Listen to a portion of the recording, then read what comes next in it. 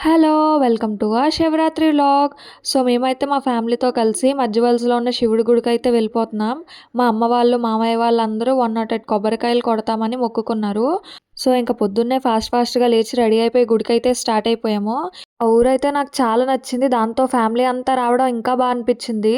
ఆ ఊరంతా చుట్టూ పొలాలు, ఇంకా బంతిపూ చెట్లు చాలానే ఉన్నాయి. అక్కడ వ్యూ అంతా చాలా నచ్చింది.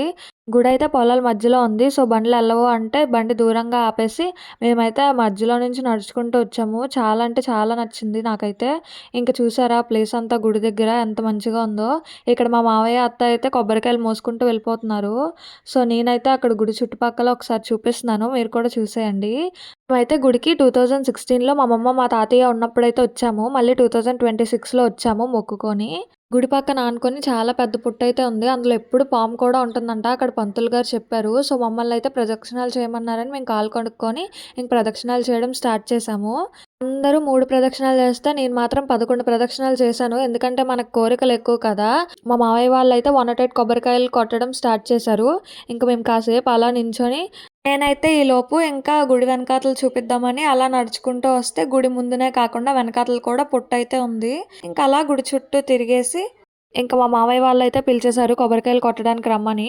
ఇంక నేనైతే కొబ్బరికాయలు కొట్టేసి ఇంక అందరూ కొబ్బరికాయలు కొట్టడం పూర్తి చేశాక చాలా సేపయితే గ్యాప్ ఉంది. ఎందుకంటే లోపల ఇంకొకళ్ళు ఎవరికో పూజ చేస్తున్నారు. పంతులు గారు వెయిట్ చేయమంటే ఈలోపు నేను అందరి దగ్గరికెళ్ళి క్లిప్స్ తీసుకుంటున్నాననమాట.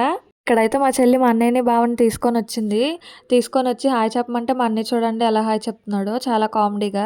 ఇంక గుడిలోకైతే వెళ్ళిపోయాము. గుడిలోకి వెళ్ళాక కూడా పూజ ఇంకా అవ్వలేదు. ఇంక అలా గుడిలో కూడా చాలాసేపు అలా వెయిట్ చేశాము. ఇంక వెయిట్ చేశాక మమ్మల్నయితే పిలిచారు పూజకి.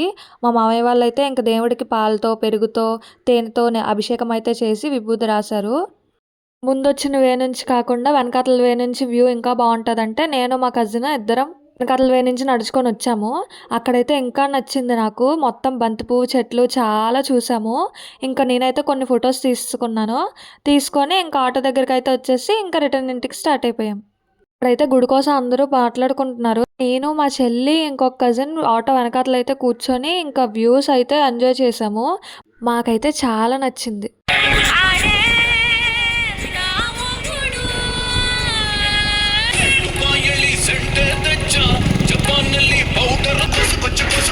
చైనా సిల్క్ పంచే తెచ్చా, సింగపూర్ వాచి తెచ్చా, రంగు వెళ్ళి రంగు రంగు కళ్ళ జోడు తీసుకొచ్చా.